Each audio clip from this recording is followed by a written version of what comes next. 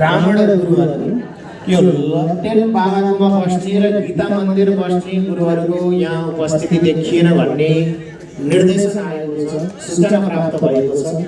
हजुरहरू जहाँकै हुनुहुन्छ शीघ्र हजुरहरूको निर्देशकसँग भेट्नु होला।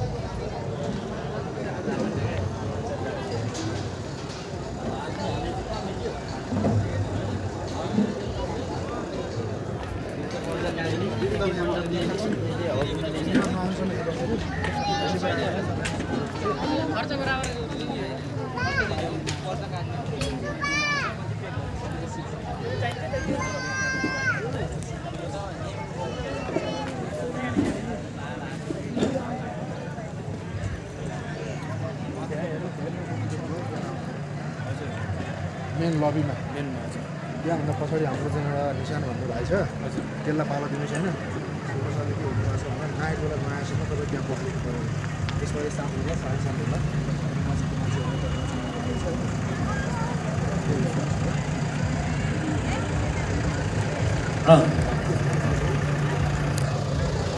उयो खम्बामा जानुहोस्।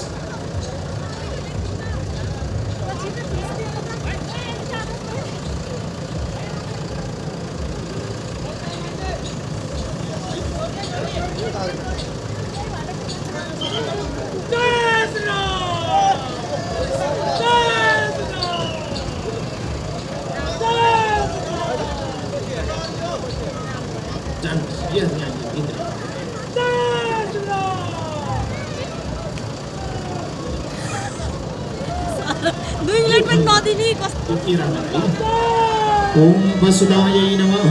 गन्धाचर्पुष्पाणि समर्पयामि, नमस्करोमि, आवाहयामि, स्थापयामि, पूजयामि। कलशमा पनि तल वसुदायै नमः। यताको कलश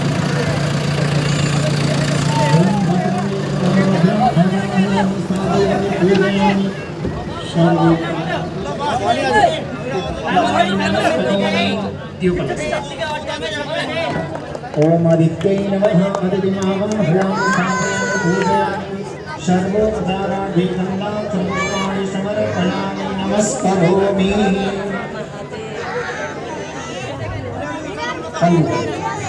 ओम नन्दायै नमः। नन्दाय आवाहयामि, स्थापयामि, पूजयामि, सर्वोपचाराधिकन्दाचर्पुष्पाणि समर्पयामि, नमस्करोमि।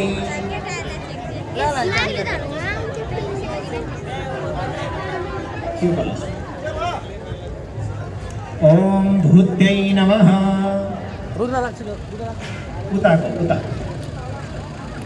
ओम भूत्यै नमः। भूतिम् आवाहयामि, स्थापयामि, पूजयामि, सर्वोपचारार्थी गन्धाचर्पुष्पाणि समर्पयामि, नमस्करोमि। युगलस्। ओम सरस्वत्यै नमः। सरस्वतीम् आवाहयामि, स्थापयामि, पूजयामि, सर्वोपचारार्थे गन्धान् सर्वपुष्पाणि समर्पयामि नमस्करोमि। एतदर्थ एकलक्ष्मी। ओम पूर्वसन्ध्यायै नमः। पूर्वसन्ध्यामावाहयामि स्थापयामि पूजयामि सर्वोपचारार्थे गन्धाक्षर पुष्पाणि समर्पयामि नमस्करोमि। ओम मध्यमसन्ध्यायै नमः। मध्यमसन्ध्यामावाहयामि स्थापयामि पूजयामि सर्वोपचारार्थे गन्धाक्षर पुष्पाणि समर्पयामि नमस्करोमि। ओम पश्चिमसन्ध्यायै नमः। पश्चिमसन्ध्यामावाहयामि स्थापयामि पूजयामि सर्वोपचारार्थे गन्धाक्षर पुष्पाणि समर्पयामि नमस्करोमि।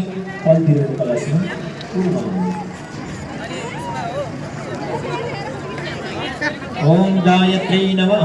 गायत्रीमावाहयामि स्थापयामि पूजयामि सर्वोपचारार्थे गन्धाक्षर पुष्पाणि समर्पयामि नमस्करोमि। पुनः ओम सावित्री नमः। सावित्रीमावाहयामि स्थापयामि पूजयामि सर्वोपचारार्थे गन्धाक्षर पुष्पाणि समर्पयामि नमस्करोमि।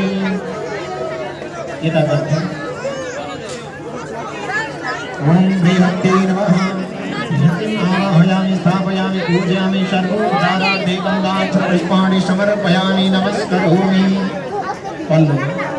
ओम आदित्यै नमः। आदित्यम् आवाहयामि स्थापयामि पूजयामि सर्वोपचारार्थे गन्धाक्षर पुष्पाणि समर्पयामि नमस्करोमि।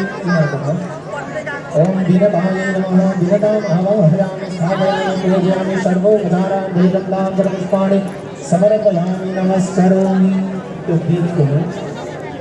ओम पौर्णमास्यै नमः। पौर्णमास्यामावाहयामि स्थापयामि पूजयामि सर्वोपचारार्थे गन्धाक्षर पुष्पाणि समर्पयामि नमस्करोमि।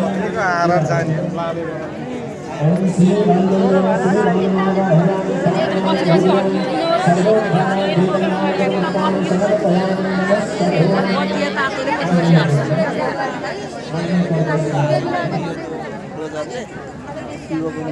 ओम वसुधाय नमः। वसुधाम् आवाहयामि स्थापयामि पूजयामि सर्वोपचारार्थे गन्धाक्षर पुष्पाणि समर्पयामि नमस्करोमि। नैऋत्यपटको स्तम्भमा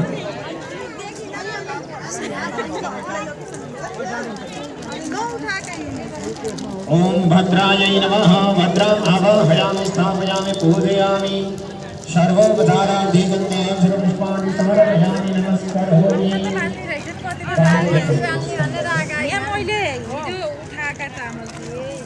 ओम आदित्यै नमः। आदित्यम् आवाहयामि स्थापयामि पूजयामि सर्वोपचारार्थे गन्धाक्षर पुष्पाणि समर्पयामि नमस्करोमि। ओम नन्दायै नमः। नन्दाम् आवाहयामि स्थापयामि पूजयामि सर्वोपचारार्थे गन्धाक्षर पुष्पाणि समर्पयामि नमस्करोमि।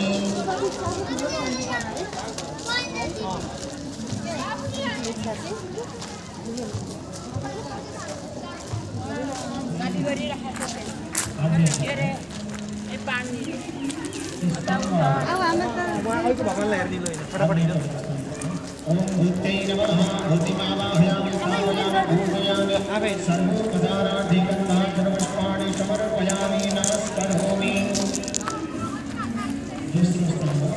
ओम सरस्वत्यै नमः।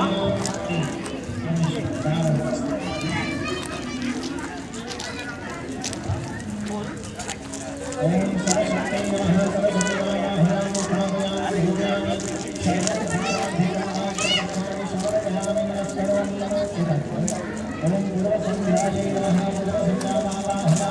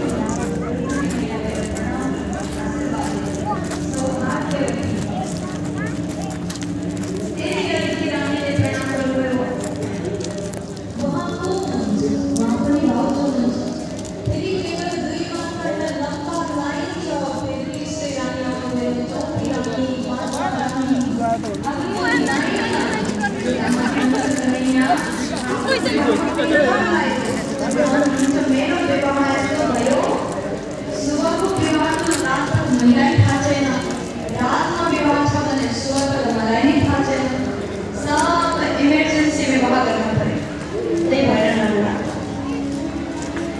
उसके बाद सुदामा जी भन्नुहुन्छ भाउजूसँग परिचय गराउनुहोस्, दुईटा रानीसँग भयो। त्यसपछि भगवान भन्नुहुन्छ आउनुहोस्, हजुरहरू पैर पढ्नुहोस्। तो लाइन लगाएर 8वटा रानीहरू आउनुभयो, लाइन लम्बा छ। सुदामा जी भन्नुहुन्छ कन्हैया मेरो स्वागतमा समस्त प्रजा यही उपस्थित हुनुहुन्छ। तब भगवान भन्नुहुन्छ भैया यहाँ प्रजाको त इन्ट्री नै भएको छैन, जति हुनुहुन्छ सब हाम्रै मेरो पत्नी हुनुहुन्छ, हजुरको भाउजू हुनुहुन्छ, सब हजुरको भाउजू, सबलाई आशीर्वाद दिनुहोस्। अब तो रानीहरू 10 रानी आए, सौभाग्यवती भव, सौभाग्यवती भव, पति प्रिय भव, खूब आशीर्वाद दिनुभयो। अब तो सुदामा जी को हाथ उठाउँदा उठाउँदै हात दुख्यो। उसके बाद सुदामा जी भन्नुहुन्छ कन्हैया अब तो भनिदेऊ कतिवटा हुनुहुन्छ अरू? भगवान भन्नुहुन्छ बस हजुरको आशीर्वाद दिँदै जानुहोस्। अब 1000 2000 रानीहरूले आशीर्वाद दिनुभयो। त्यसपछि सुदामा जीले सुन्नुभयो कन्हैया अब तो सच बोल कति और? त भगवान भन्नुहुन्छ बस और आशीर्वाद दिनुहोस्। 4-5 हजार रानीहरूले आशीर्वाद दिनुभयो। त्यसपछि फेरि सुदामा जी भन्नुहुन्छ कन्हैया अब तो सच बोल। तब भगवान भन्नुहुन्छ 16,108। अब तो सुदामा जी भन्नुहुन्छ कन्हैया तिम्रो बचपनको आदत अहिले पनि गएको छैन, तिमी नखटै हो हमेशा। तो एक काम गर्नुहोस्, सबको बदलामा हजुर स्वयं प्रणाम गर्नुहोस् मलाई, सबैको हिस्साको आशीर्वाद हजुरलाई दिन्छु। तो भगवानले प्रणाम गर्नुभयो, सबैको हिस्साको आशीर्वाद सुदामा जीले भगवानलाई अब फेरि भोजन पानी आदि भयो। अब दुवैजना मित्र आपसमा बात गर्न थाल्नुभयो, कुरा गर्न थाल्नुभयो। फेरि पनि भगवानले सोध्नुहुन्छ भैया सच बोलो, भाउजूले केही त पठाउनु भएको होला, यस्तो हुँदैन। यदि हजुर एक्लै भएको भए केही नल्याउनु हुन्थ्यो, पर भाउजू हुनुहुन्छ त केही त पठाउनु भयो होला। तब सुदामाजीले भगवानले हेर्नु भएको हातको तल दबाएर बस्नु भएको छ। भगवान भन्नुहुन्छ यो हात के भएछ, जब से फोल्ड गर्नुहुन्छ हात? तब सुदामाजी भन्नुहुन्छ केही छैन, बस दुखेको छ, टाढाबाट हिँडेर आएको त्यही भएर हात दुखेको छ। अच्छा, मलाई त लाग्थ्यो कि टाढाबाट आएपछि पैर दुख्छ होला, हजुरको त हात दुखे, लाउनुहोस् मालिस गर्नु। जब हात मालिस गर्न थाल्नुभयो तो चावलको पोटली तल झर्यो। अब जैसे चावलको पोटली झर्यो त्यसलाई भगवानले खोल्नुभयो। त्यसमा केवल चावलको दाना थिएन, भाउजू सुशीलाको सन्देश थियो। जब भगवानले हेर्नुभयो, भाउजूको सन्देश थाहा पाउनुभयो, और यहाँ सुदामाजीलाई भगवानले जरा सा पनि थोरै पनि केही दिनु भएन, सिधा भाउजूको सामने प्रकट हुनुभयो। सुशीला देवीलाई भन्नुहुन्छ भाउजू जीवनमा जे भयो त्यसलाई म पनि बदल्न सक्दिनँ। भाउजूको सन्देश